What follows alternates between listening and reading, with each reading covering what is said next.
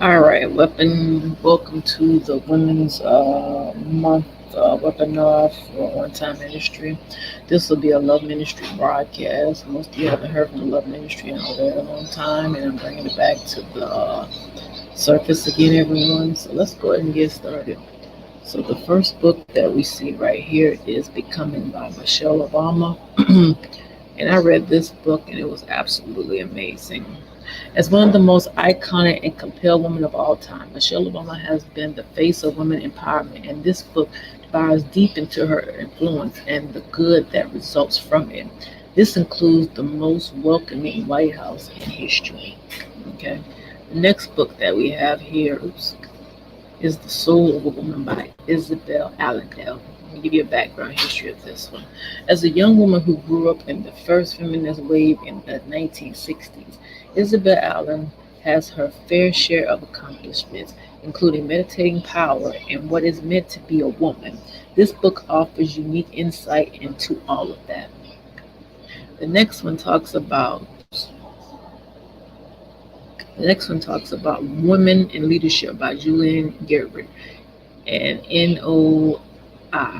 And this book is referring to, it's written by two high achieved women in leadership, presenting a highly readable evaluations of influence of gender on what women have access to in terms of influence, power, and leadership, presented as a roadmap of sort.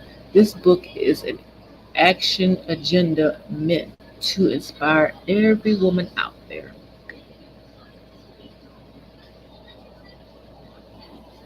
The next book that we're talking about is Raising Girls Who Like Themselves by Kelser Edwards and Dr. Christopher Scalon. Let me give you background history. Detailed qualities that lets girls be themselves. Raising Girls Who Like Themselves is packed with indisposable and evidence-based advice to help raise confident women while remaining humorous with warmth and wit. The next one talks about Red Clocks by Lynan Zama. Following the House of Representatives' decision to ban the abortions after 20 weeks of pregnancy, Red Clock in some version of America where abortion is legal and vital fertilization is banned and the amendment grant rights to every embryo. Following the tale of five women, this book challenged the statu quo and the women's rights on their bodies. All right, number six, Emperor by Angela Solon. All right, challenging plenty of our beliefs and preconceptions about women and men. Empress by Angela Sarah speaks to scientists working today to explore the truth about the real power of women and why it matters. Number seven, The Little Book of Feminist Saints by Julianne Pierpoint. Mimicking the forms of Catholic saints of the day-to-day booklets, the Little Book of Feminist Saints is filled with tidbits and facts about history, most pronounced women. It's perfect for getting your day doses of inspiration. The next one is talks about Forgetting Women, the Leaders by Ziggy Tijan. All right, hold on. Forgotten Woman, the Leadership. All right.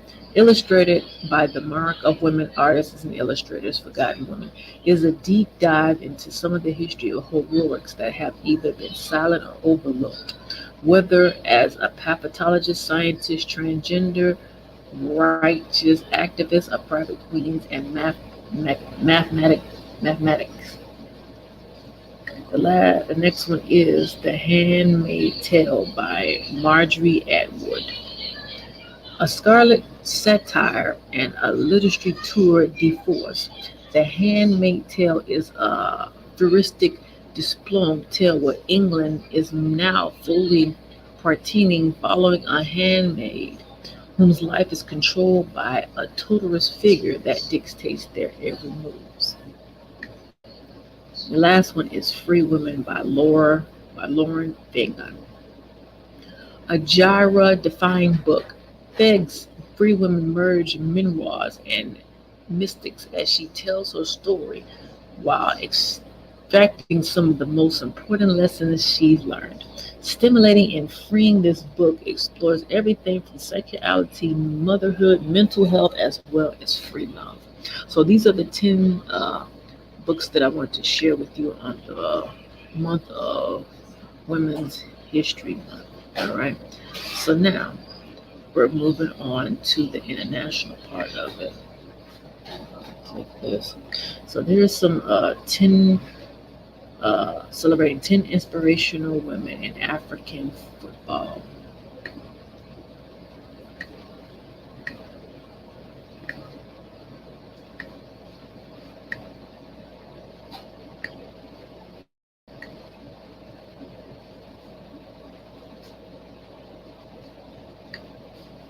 International Women's Day celebrated 10 inspirational women in African football.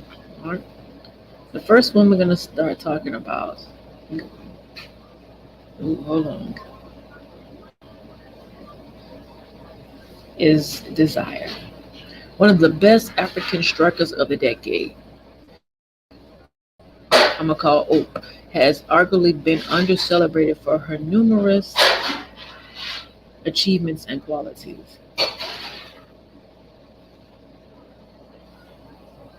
Oh, everybody, my mouse acting crazy. She's not only dangerous and fast, but also physically very robust and strong in one-on-one duels. The Nigerian has weighed in with a series of important goals in recent years. Ever since her youth, she has disguised herself as a talented striker, finding the net 5 times in back-to-back U20 Women's World Cup events. 2 years after her U17 outlanding in New Zealand. Since 2010, she has been part of the Super Falcons, scoring critical goals in the 2014-2016 finals to celebrate for African Women's Cup of National titles. Notably in 2014, the 28-year-old who emerged top scorer with 5 goals at the Ancon Inibis. In 2019, she was a captain Nigerian to the Women's World Cup knockout stage in France for the first time in 20 years. The next one we're going to be reading about is Miss Salama. Renowned ref who's at the 2021 African Cup of National early this year, become the first woman to official a men's game at the continent peer competition. I'm gonna call her pronunciation would be Miss Ghazi. Oversaw Zimbabwe group stage victory over Ghana, especially herself firmly as the pioneer for women emperors with an African score.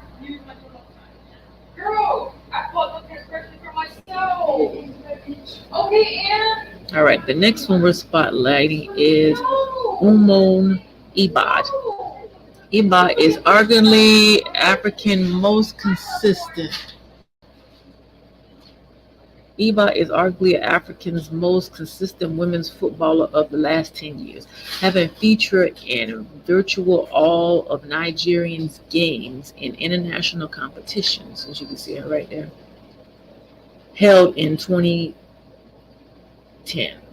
She hit the milestone in July 2019 as the first African to play in the fifth FIFA World Cup, following her appearance in 2003, 2007, 2011, 2015, and 2019 edition of the tour. The veteran defeat won 2 titles with at Ashrin Beirut in Turkey, and featured in the UF Women's Champion League with Miski Ember. Despite being a defense, she is also fascinating in front of the goal, scoring regularly for China's side, Henry Hassan, in the last 2 seasons. At 38, she has won 4 African Women's Cup of National titles and was named Nigeria's Women Player of the Year in 2018. The next one that we're talking about is Janai Van Wicka. Van Walker stands out as one of the most decorated South African female athletes in history. At Palace Super Falcons, she was three-time Solent League winner at the club level and went on to gain professional experience abroad, playing in the U.S. with Houston Dash and then Danish club Fortin Heron. The veteran defense would always be remembered for her famous goals for Bayern. Beyond that denies recognition, African champions Nigerian Civil War at the 2012 African Women's Cup of Nationals before gaining 170 South African caps, more than any of her yeah, compatriots in history. Van Wyk was part of the Banyan back-to-back outlining at the Olympic Games in London 2012 and Rio in 2016, where she was the captain of the national side. She is also the first skipper to lead South Africa to make senior World Cup events. She lifted up her fourth Kufu Cup title in 2019 and is the founder of JVW, who won the 2019 Sochi League National Championship, thereby earning a promotion to the top flight. The next one we'll be speaking on is Barbara Bandana.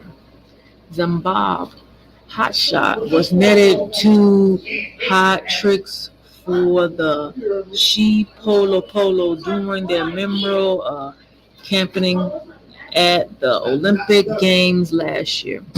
That pairs up triple means she becomes the first woman to score multiple hats tricks at the same edition of the Olympics, while also equaling the record for most goals scored in a single tour. It is good to make history when you have the opportunity, so I just have to keep on working hard and breaking more history. Batten, who won the Chinese Super League top scorer and award last year, total journalist, I still have a long way to go. I just have to be disciplined because I am aiming to become the best football player in the world.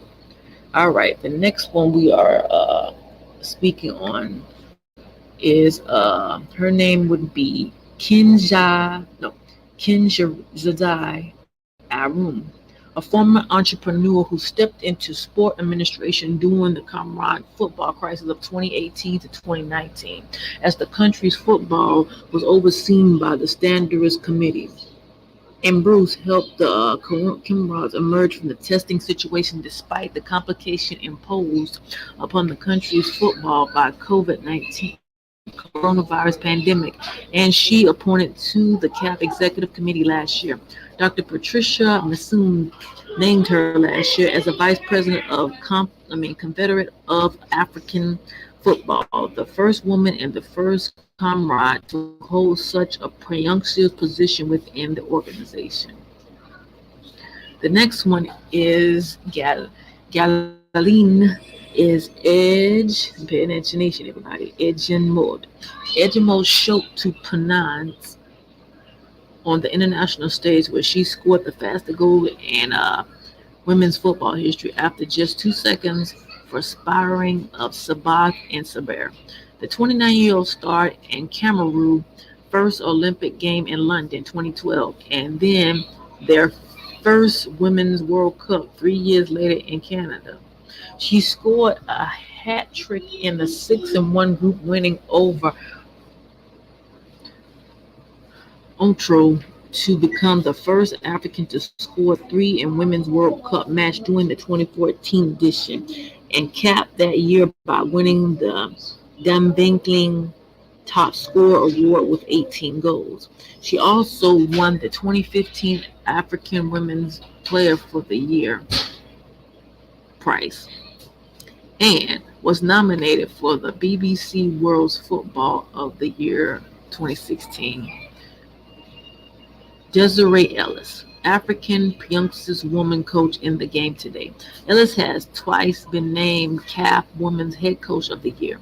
The 58-year-old is a former Banyan captain and inspired South Africa to their first ever Women's Cup after finishing second at the 2019 National Cup.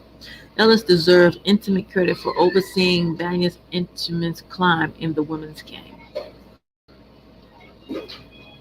Gabrielle Ogene, arguably the best winger of the last 10 years in African football.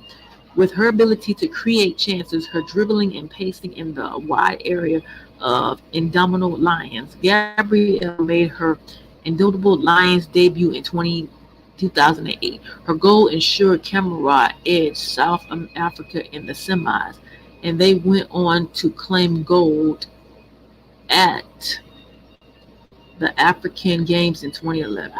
She scored Cameroon's only goal at the Olympic Games during the outline in 2012 and was named the tourist best player as the Central African finished second at the 2016 African Women's Cup of Nationals. She also played at the two Women's World Cup finals 2015 to 2019, registering a goal in each.